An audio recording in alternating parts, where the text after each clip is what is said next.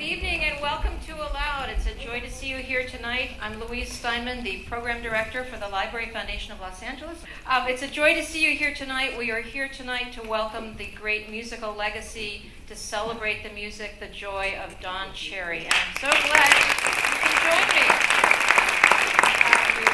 join me. It was noted that Don Cherry had such a deep love and interest in education, and how thrilled he would have been that this hometown tribute to him was happening in a library, because his own music, his songs, are encoded with such deep information, and it's kind of a wonderful fit.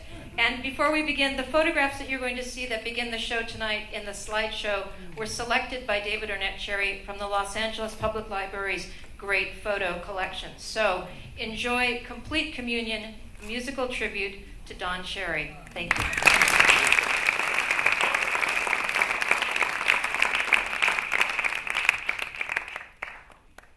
Myself, I grew up in the ghetto in Los Angeles, and I never knew about seasons. And in the ghetto, you really don't feel, it's not that much nature around. I mean, Los Angeles is just flat, dry, and it's very smoggy. Because I remember when I was very young, from where I live was like 113th Street, and we could see the mountains. And the first 3 years I was there, I first came there in 1940 from Oklahoma, because when the land was destroyed with oil and the land was destroyed for crops, a lot of people moved to California. It's like the grapes of wrath around that time, and that was my family in the 40s. And when I first got there, the first 3 years, you could see the mountains. But then after that, around in 45 on, you couldn't see it. There was so much pollution, you couldn't see the mountains. And you more or less couldn't really feel the seasons, because in the ghetto, it's not that much a feeling of nature. And this is something that I always had a dream of experiencing when I was young. And I always had this dream of being in nature, and I wanted my children to experience that.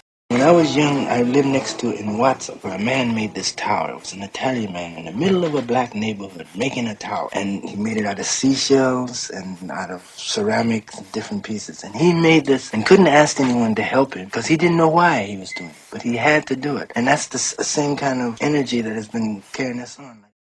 I mean, California is the kind of place that if you play like somebody else, it's good. But if you're original, well, then you have it real hard, and that's one reason that Ornette really had it hard, And around the time when I was young out in California, there was musicians like Dexter Gordon and Wardell Gray and Hampton Hawes and Harper Cosby, who was one of my teachers, the bass player, and Lawrence Melbourne. And then I remember when Max came out there with Clifford Brown, and I met Clifford and became very close with him, and he really helped me a lot. He always said that to play a trumpet, you have to really be in shape like an athlete, and he was that way. And I remember he used to say, if you're reaching for high notes and you miss them, go back, keep going back again.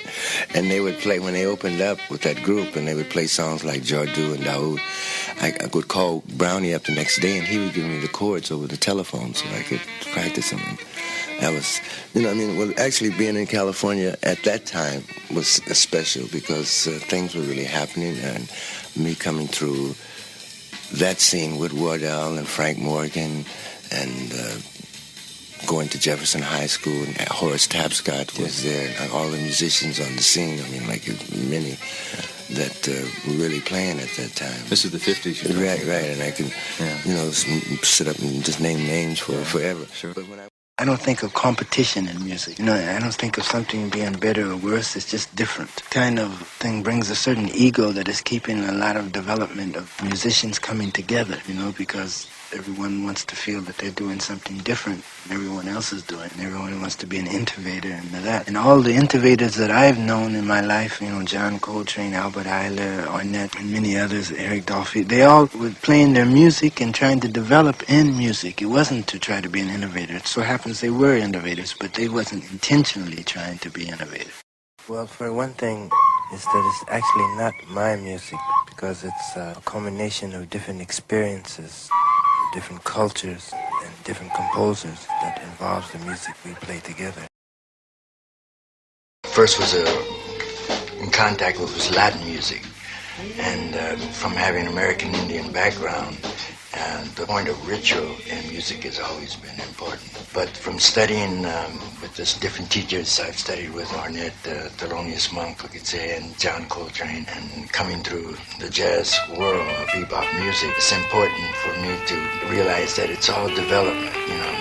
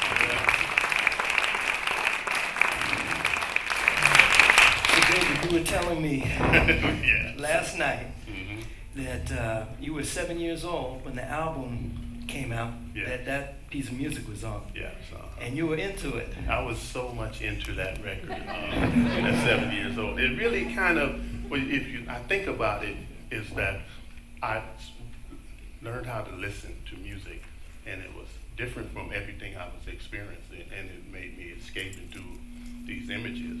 That was really great. So yeah, complete communion. And I remember kind of going over to a neighbor's house and playing it, and they didn't understand it. I was like, oh no. I went, oh well, they don't like the music.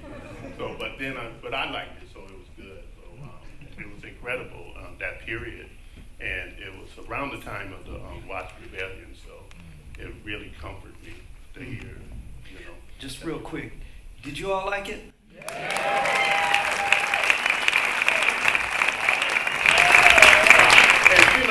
And you think about it, when I think about it, my father, that's the time that he went to New York. So, when we really concentrate on that transition, coming from that kind of music, and then what his experience was in New York, like Manhattan Cry. What did that mean? Yeah. Composition of Manhattan Cry.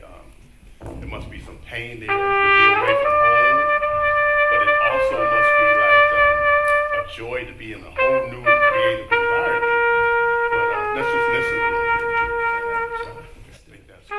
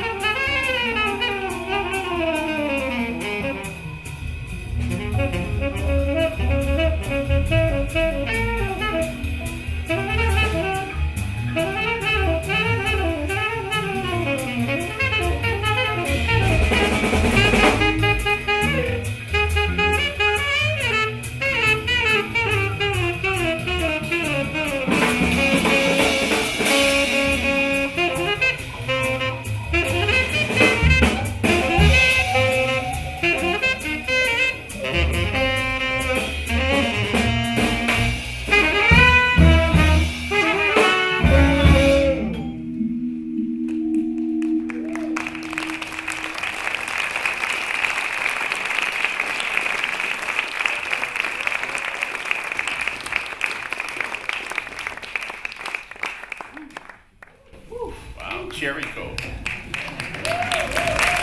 the cherry Now, Jan, for you, that music, what did it represent for you as a young musician coming from a classical background out to New York and dealing with your father's groundbreaking music? It was scary, to say the least. Coming from a very structured environment, you know, classical, and then from LA, we were involved with R&B and all the current music. So going to New York was a trip anyway. Mm-hmm. And then exposed to the music that Don was involved in that didn't have basic chordal structures, as it were. It was very improvisational. That blew me away. Yeah. And I'd said it earlier, but I think that your the musical culture shock that you might have gone through is very similar to the wider musical world's culture shock of dealing with all these innovations of the 60s, these changing from a steady pulse, changing from, you know, the chord changes, and dealing with feelings as opposed to just notes, you know. Wow, yeah. Right. I really, yeah, go ahead. Well, one thing I really appreciate is that Don would, my dad would teach us lines like this theme, and we would learn it, and then when we would perform it, he would just do the call and do the song, and we just had to catch up. And I was like, oh, okay. And then you could improvise off of that theme as opposed to doing chorus. So it was amazing. Yeah, and I remember when he, one time we came in wrong, he stopped. No, we came in, we thought we was bad. So we came in like, okay, we got his tune down. We came in, and he just stopped the whole thing. We had an audience about like this. He stopped it. Okay, this is how they do it, and this is how I do it. But it was funny. He was just playing with us like that. But you know, I think with Jan, I saw her when she grew up, and I was watching her more, so I was inspired. She would teach me a tune, and then I'll learn it and I'll wear it out. So she was really my first piano teacher when I think about it. And then another story with Don was funny. You probably remember this. He was like a quality person. Because we was in New York and I wasn't into music, and he took Jan to every violin place, to the best and most expensive violins, and so she can hear what a violin, a good violin is. And me, I was like, oh wow. But you know, she was just playing these violins at 12. And then she went and sat in. She won't talk about it, but Oh, I'll talk about it. talk about it. Talk about it just a little bit. Yeah, sat in with, and when we did the Relativity Suite, Yeah. and we had all these musicians in this orchestra, and so I was 12, and I was just amazed, and I was like, they're not using notes. They just have to play with what they hear, and then my father would conduct, and he would maybe hold his finger up, and he would go like this, and we would hit one note, pow! And then we'd improvise, and he would do like this, pow, pow, pow! And we would like have to catch it. So it was really amazing because the way he conducted and the way that he taught us the themes, it could change on the spot. So it wasn't like a set way. So if you thought you learned it, he said, this is how they do it. Yeah. This is how I do it. And then we would just improvise. And then plus that Relativity Suite had a lot of the world music qualities in it, which was really, I think that was the period that the world music was just starting to come through, and you know, and I think that's important to talk about, to the world music. Oh, yeah. How Don was into the world music. He would go to different places and learn their music. He wasn't like, I'm a jazz musician, I'm gonna come in and like, yeah, this is, I'm in India, yeah, check out my jazz. He used to go and be humble and listen to the music and learn the music as a student. And I think that's very important as an artist to any kind of thing you do. If you can learn, you have to humble yourself. And Don would do that, being a great master. And so let's just get into a little world music. I think that's time.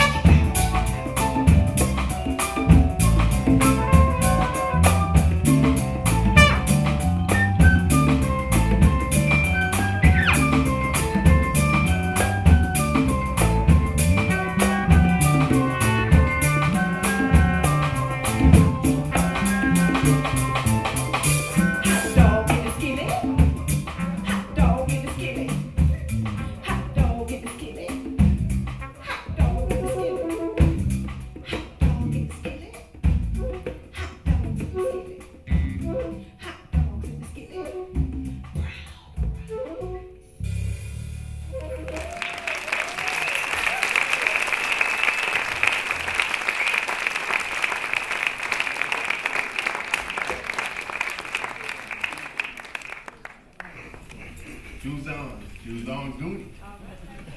Everybody knows Don from the Deuce and Gooney. But this is this is not the authentic Deuce and Gooney. This is I'm gonna call this come on the Gooney. But Duzon means hunter, Gooney means guitar. I'm just gonna play a little bit for the spirit of God.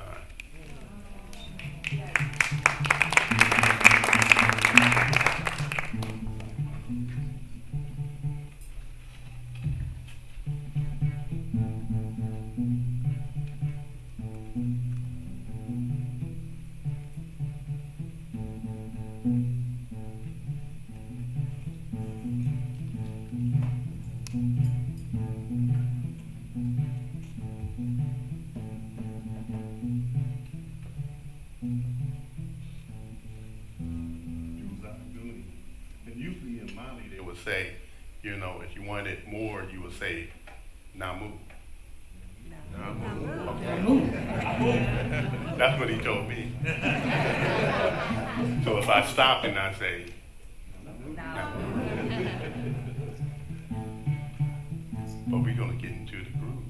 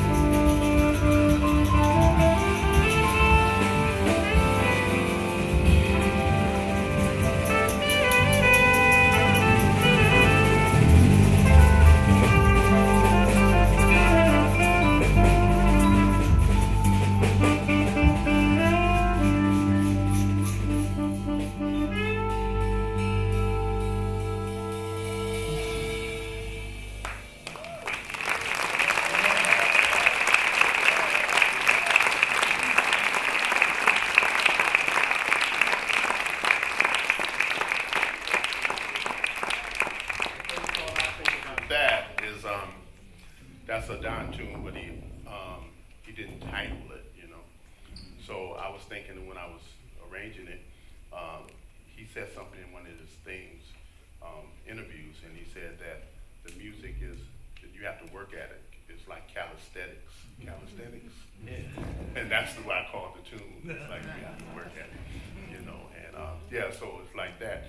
And with these musicians, I mean, well, we sitting here and this is how we rehearse and this is how we play music. So this is like what we do. And we, it's kind of interesting to interact. And I think we all kind of learned something. I mean, there was so much stuff in there. Husto, you said something the other day. What did you say? You said something. What did you You can just tell me. It was like listening, you know. The notes are coming out, and the notes are entering through my ear, in my case, and coming out through my heart. You know what I mean? Yeah. Because in the music, there's so much richness that Don Cherry put into his music, and so much nuances and things, you know, like what I mean. That it's the art of listening, and that's what music is. Music is a hearing art. Yeah.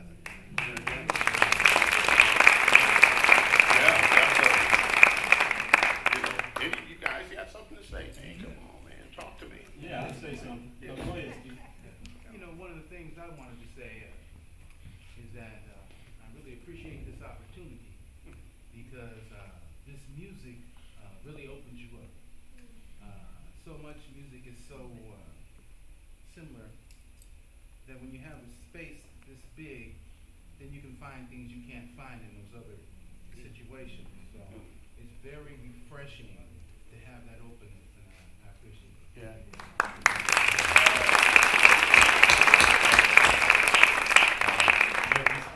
Picking up off of Steve, that's right. This openness and freedom that Don's music gives you is just fantastic. It's some of the most enjoyable music to learn. Yes. Though it's very difficult, it's very refreshing once you learn it. I just like to say, what Dave and Jan and the library is doing, I think you guys are really bringing jazz back to LA and putting LA back.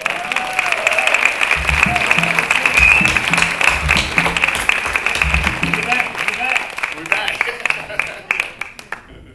Well, I want to say thank you too. I'm happy to be here. You know, me and Dave, we go way back. I had the great fortune of living down the street from Don Cherry's mother and his grandmother, you know, and David was out there with my sisters, and they told him I played some bass, and he said, hey, come on down. And we came down, we got down in the garage room, and what you want me to play? Anything. What key? Any key. What you want me to do? Play. I just start playing and go, yeah, that's it. And I'm still tripping off of it.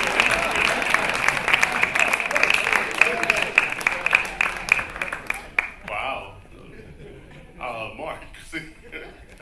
Well, I was just wondering, Miguel, you're not at a loss for words, are you? No, I never am.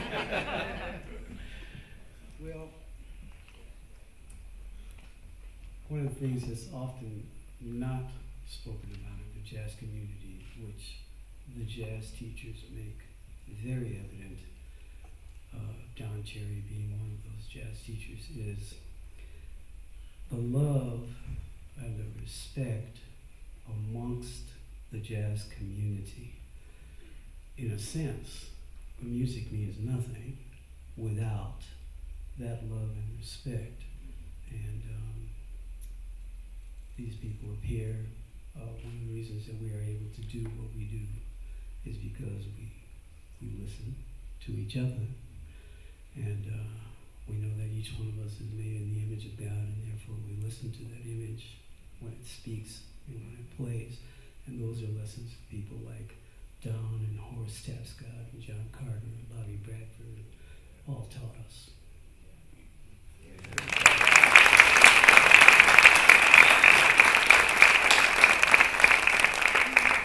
So,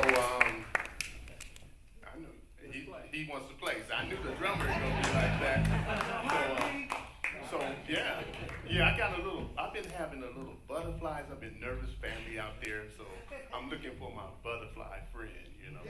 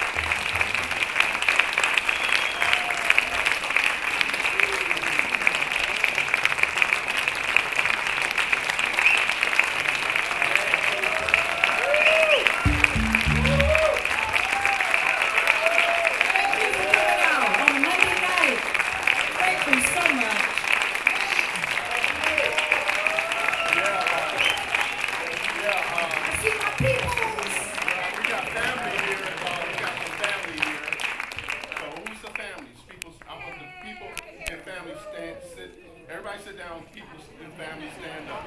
Cherry, family. Family. Wow. Thank you. We have one more to do. We're going to invite a special person up here. Amber, Jan's daughter. And she's going to bless us with her work. And I let her. This is Don's work. One of my favorite songs called "I'll Walk." And as you know, that's what Don used to do a lot, is walk and roller skate.